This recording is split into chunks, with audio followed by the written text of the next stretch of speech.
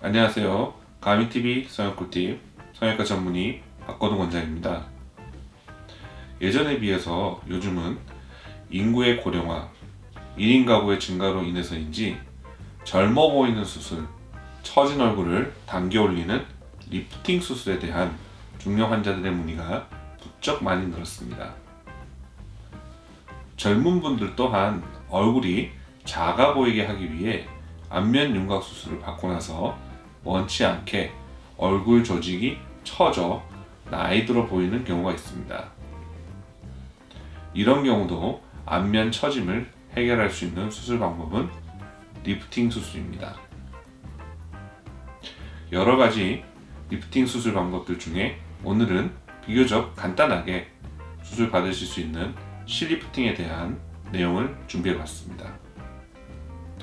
실리프팅은 다른 어떤 수술보다도 수술의 대상 선정과 실의 선택, 수술 방법에 따라 결과가 의사들마다 천냥지차가 날 수 있으므로 이번 영상을 끝까지 시청하셔서 올바른 실리프팅을 받으시기 바랍니다.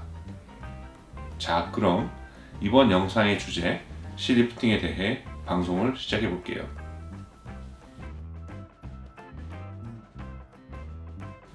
리프팅 수술은 리프팅의 위치에 따라 구분해 볼 수 있는데요. 얼굴을 구분해 보면 이마의 헤어라인에서 눈썹까지를 상안면, 거기에서 턱끝까지를 앞면, 그 아래를 목으로 구분하여 리프팅 방법을 각각 달리 적용합니다. 상안면은 전 시간에 설명드렸던 이마 거상술로 당기고, 안면 부위는 절개 혹은 비절개 안면 리프팅 수술로, 마지막 목 부위는 목 거상술로 구분지어 당기게 되는 것입니다. 이해하셨죠? 또한 안면 부위 리프팅 수술을 수술 방법에 따라 구분을 지어보면 크게 절개냐 비절개냐로 나눌 수 있습니다. 절개라 함은 관자놀이에서 시작해서 귀 앞을 지나 귀의 뒷면, 귀 뒤 헤어라인을 따라 피부 절개를 해서 당기는 수술입니다. 이에 반해 비절개라 함은 관자놀이 부위에 작은 바늘구멍을 뚫어서 처진 부위까지 여러 가닥의 실을 밀어 넣던가 1에서 2cm 정도의 작은 절개를 해서 일부 피부를 절제하면서 여러 가지 실을 넣어서 당기는 수술 방법입니다. 오늘 설명드리고자 하는 실리프팅은 부위별로는 안면 리프팅이고 방법으로는 비절개 리프팅 수술입니다. 다들 이해하셨을 거라고 생각을 하고 좀 더 상세한 내용을 설명해 드리도록 할게요.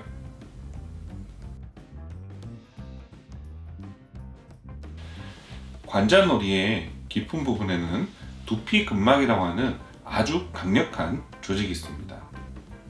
실리프팅은 한마디로 설명드리자면 안면에 처진 조직들을 위로 당겨서 두피근막이라고 하는 강한 조직에 매달아주는 수술이라고 이해하시면 됩니다.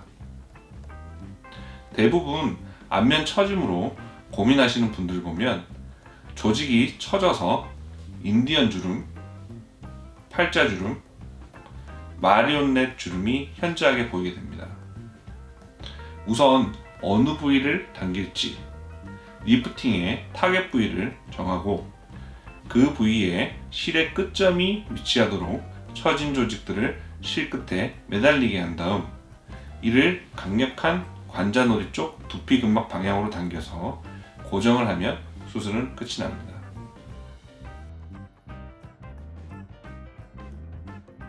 처진 안면부를 어떤 방법으로 수술할 거냐의 선택은 수술의 결과와 직결될 수 있으므로 수술 방법의 선택은 매우 중요합니다. 저의 오랜 경험을 기반으로 설명을 드리자면 손가락을 귀 앞에 위치시키고 손가락 하나의 폭만큼 위로 당겨서 원하는 리프팅 결과가 나올 수 있다면 실 리프팅으로, 손가락의 2개의 폭만큼을 위로 당겨서 원하는 결과가 나온다면 절개 리프팅을 권유합니다.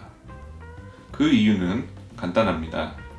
손가락 2개의 폭만큼의 피부가 제거되어야 결과가 나올 정도로 안면의 피부 처짐이 심한 것이고, 절개 방법으로 수술을 해야 충분히 처진 피부를 잘라낼 수 있기 때문입니다.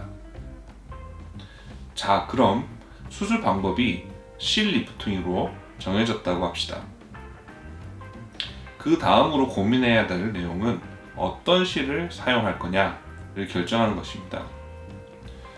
국내에 소개되어져 있는 실들은 수십 가지에 이르러서 의사들도 그 실들을 전부 다 사용하지는 않습니다.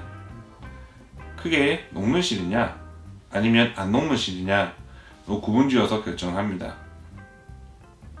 제 경우는 수술 경험을 바탕으로 실의 종류를 선택하고 있습니다. 예를 들어서 안면 윤곽 수술, 즉 뼈를 축소하는 수술을 받아서 안면이 처진 경우는 피부는 그대로 있고 피부 아래에 깊은 조직들이 처진 경우이므로 약한 녹는 실로 당겨서는 효과적인 수술이 될 수 없겠죠. 이때는 녹는 실보다 더 강력한 안 녹는 실로 당기셔야 효과적인 것입니다.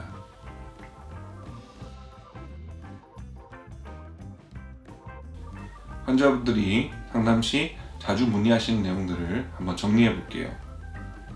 첫째, 실을 많이 걸어야 효과적인 건 아닐까요? 라고 물어보십니다.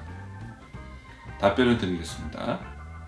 개인마다 얼굴에 처진 양에 차이가 있고 처진 상태 또한 그 원인 또한 각각 다릅니다. 만약 처진 조직보다 약한 실을 한없이 얼굴에 많이 걸면 조직이 올라갈까요? 아니겠죠. 얼굴이 온통 실밭이 돼서 얼굴이 올라가기는커녕 넣은 실들의 볼륨으로 오히려 얼굴이 커지고 더 무거워져 버리고 맙니다. 그래서 실의 선택이 매우 중요한 것입니다. 둘째, 실 리프팅을 하면 부자연스럽거나 튀어나오거나 만져지지 않을까요? 라고 물어보십니다. 답변을 드리자면 이런 부작용들은 실의 종류와 상관없이 수술 방법의 문제인 것입니다. 의사가 아주 얇은 피부층에만 얇게 다량의 실을 넣었다면 이런 걱정을 하시는 문제들이 발생할 수 있습니다. 이런 경우에는 피부보다 깊은 조직의 리프팅은 전혀 되지 않으므로 리프팅의 유지 효과 또한 미미합니다. 실 리프팅은 얼굴 리프팅의 여러 가지 수술 방법 중에서 가장 간단합니다. 수술 시간이 1시간 이내이고 회복 또한 매우 빠르므로 누구나 쉽게 받으실 수 있습니다. 하지만 수술 방법이 이렇게 간단하다 보니까 최근 비전문가들에게 의해서 저렴한 가격으로 다량의 실을 얼굴에 넣어보시는 환자분들이 많이 있습니다. 녹는 실이라고 하더라도 녹은 후에 얼굴 조직에 과량의 딱딱한 흉조직을 남기게 되고 이 흉조직들로 수술 후 얼굴이 오히려 더 무거워지는 경우도 많이 있습니다. 그래서 전문가의 정확한 진찰을 통한 실의 종류와 수술 방법의 선택이 실 리프팅에서 가장 중요함을 거듭 강조드리면서 오늘 방송을 마무리하겠습니다.